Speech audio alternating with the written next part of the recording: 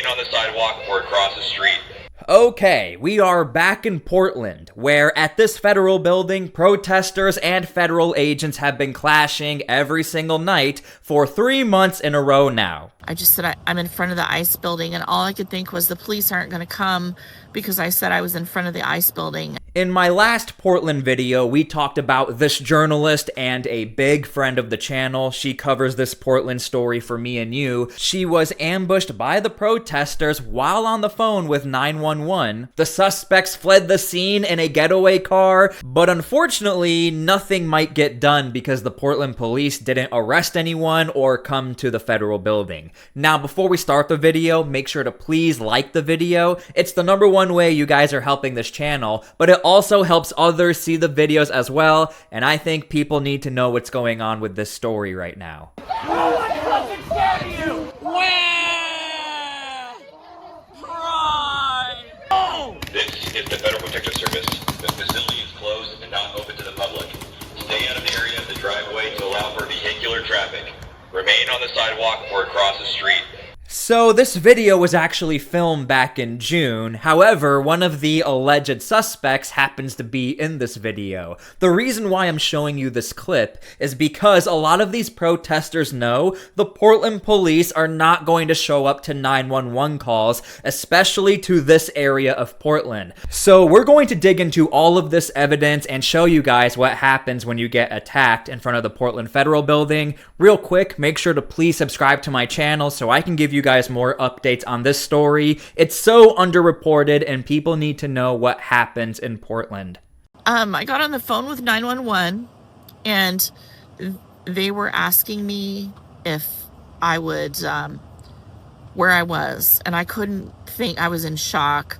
I just said I'm in front of the ICE building, and all I could think was the police aren't going to come because I said I was in front of the ICE building, and I said I'm going to walk across the street. She kept telling me, can you leave? And by the time I'd walked across the street, I was completely mobbed. And by the way, this is after Honey Badger Mom got punched in the head. Now she is being ambushed by other protesters, and guess what? We actually have the footage to confirm what Honey Badger Mom is saying. Okay, so in this footage, you can actually see Honey Badger Mom is on the phone with somebody. Now we know it's 911. She is asking for help. She was already punched in the head. She's being surrounded by these protesters, and now she has no choice but to deploy pepper spray. She is allowed to do that. She has already verified a threat. She's already been attacked. Again, asking for help from the police, but she's having to leave the area to go to the police even though she's been attacked.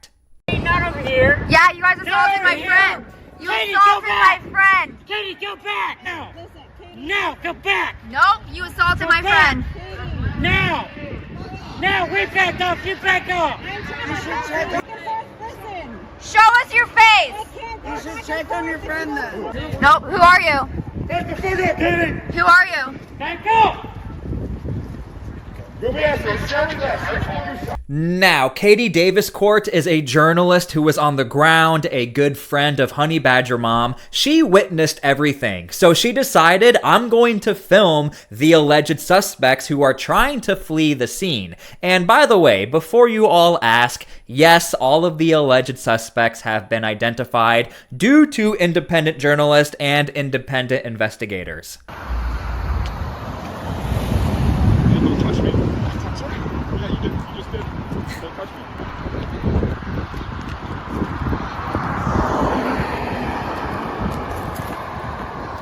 There they go.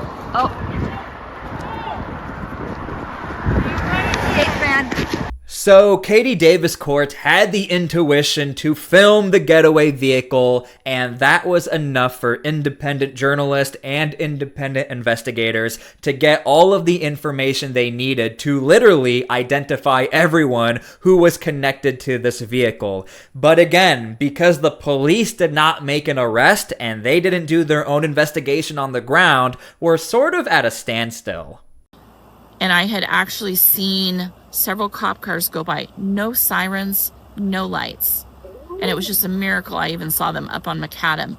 And she said they're parked behind the ice building further down. And they were actually turned out to be right behind the ice building. But I was like, how am I even going to get there? Okay, we're gonna walk and talk. Let me show you how far they wanted Honey Badger Mom to walk from this area right here, about where she was assaulted. So here's the Portland Federal Building. They want her to go around the building, again, after she was assaulted and on the phone with 911. Basically, here's what's going on. Honey Badger Mom has all the information she needs to basically put in for a charge, but the problem is she doesn't have the backing of the Portland police, meaning they didn't come to the scene, they didn't do their own investigation, they didn't get any other statements from witnesses, so they don't really have the ability to actually press charges or go forward with the charges. I hope that makes sense. Basically, Honey Badger Mom, it's going to be up to her to gather all of the evidence together and figure out a way to actually press charges. And by the way, this is the back of the federal building. They really wanted her to walk all the way around the back here where the police felt safe, and it can be perceived as if they're not involved with Homeland Security. So I said to the cops, where were you guys? Well, we can't go down there because there's probably not enough of us and we could get attacked. The excuses they've always used. So I just gave them my story, and there was an ambulance there, and they looked at me and they wanted to know if I wanted to go. And I said, I don't want to go to OHSU. I'll just drive myself to Lebanon and get checked out there where I know there's not a bunch of leftists in the ER. Just to clarify for Honey Badger Mom, she doesn't mean Democrats, she means people who are tied to the protesters. She was literally afraid that a nurse who works as a nurse but is also one of these protesters was going to get in contact with the protesters and go after Honey Badger Mom or know her personal information within this hospital.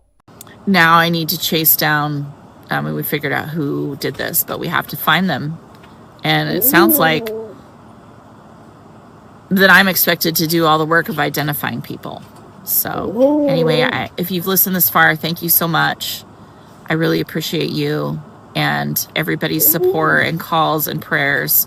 I think the majority of us who are watching this video live in a part of the country where you never have to go through anything like this. Like when you call 911, I don't think the police will say, hey, come around the corner, and they don't show up. Like I couldn't even imagine that. But now take it a next step further. Hey, we know you were assaulted, but we can't do anything about it. In fact, you're gonna have to do the investigation on your own. So the good thing for Honey Badger Mom is everyone has been identified. Like everybody. But the problem is the evidence has to be perfect. Now you have to get a lawyer on board to make sure everything is good to go. And I think Honey Badger Mom is really trying to figure out what direction to take this.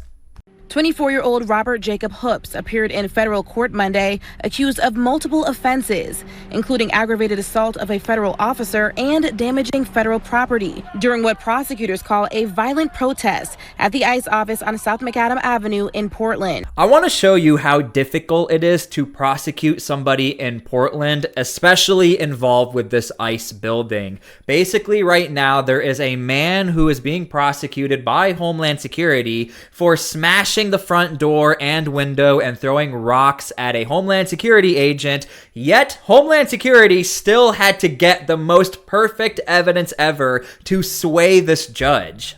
The serious charges stem from a June 14th protest. According to the criminal complaint, Border Patrol and ICE officers were inside the building to maintain security when protesters tried to break in. Federal prosecutors claim Hoops is the individual seen here throwing rocks at the building. According to the U.S. Attorney's Office, one of those rocks struck an ICE officer in the face, causing a 2-inch gash on his right eyebrow. Later that same day, federal prosecutors say surveillance video showed 3 people using a metal stop sign pole as a, quote, makeshift battering ram. Now here's the thing, despite Homeland Security having all of the footage and clear evidence of this alleged suspect doing what he did, they had to go even further to fully identify and make sure the judge has no other decision but to say guilty. Slamming it into the front door of the ICE building. To replace that door, a bill of nearly $8,000, according to officials. But here's why prosecutors believe Hoops is the person in this picture. They tracked down an image published online by the Oregonian during the demonstrations, showing a person in protest gear, including a gas mask with pink filters, similar to that of the person in the security footage. Officials say facial recognition linked the Oregonian's image to a photo from a Reed College event featuring a person with a similar forearm tattoo. And the software also pointed to an Instagram account belonging to a Jacob Hoops, who officials say they found graduated from Reed in 2023. Again, Homeland Security had to go above and beyond to get all of this evidence, and this is really the uphill battle Honey Badger Mom has to go through.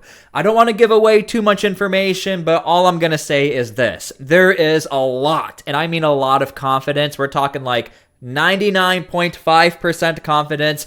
Everybody has been caught, to include their social medias, things like that. But again, the problem is putting it all together within a proper timeline, getting some more external footage. And the interesting thing is this. Honey Badger Mom was actually helped by some of the protesters. Whether or not these protesters will actually testify for Honey Badger Mom, who knows if that will actually happen. So I was thinking, this is a woman, and I just was like, all I could think was, where did my phone go? Where did my phone go?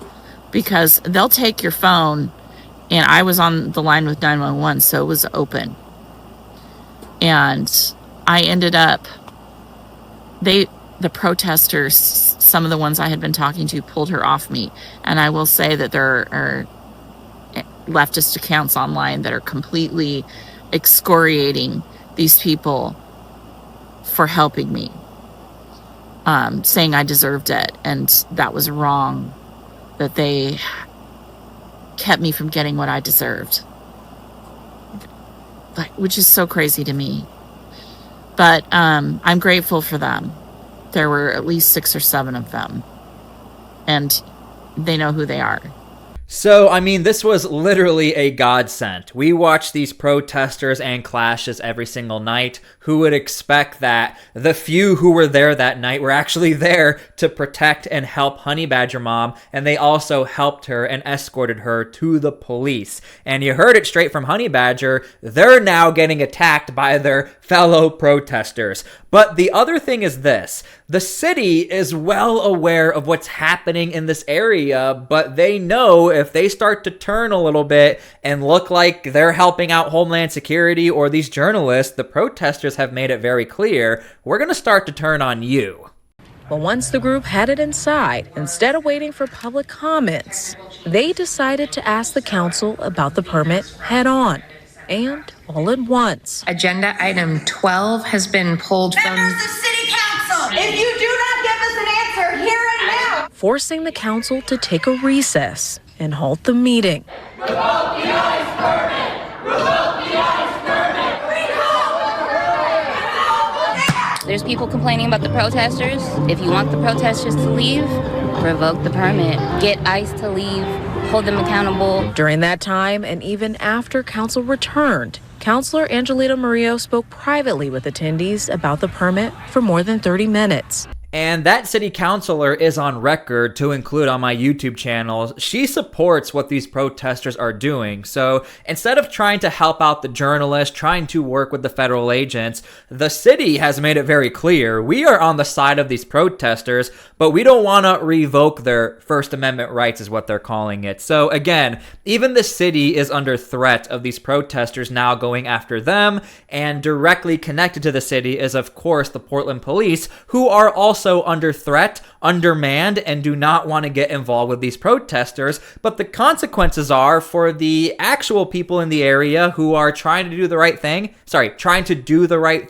and just trying to live their life. Whether or not you're a journalist, these Portland police are not going to show up to your 911 calls. They want you to come around the building even though you've been assaulted.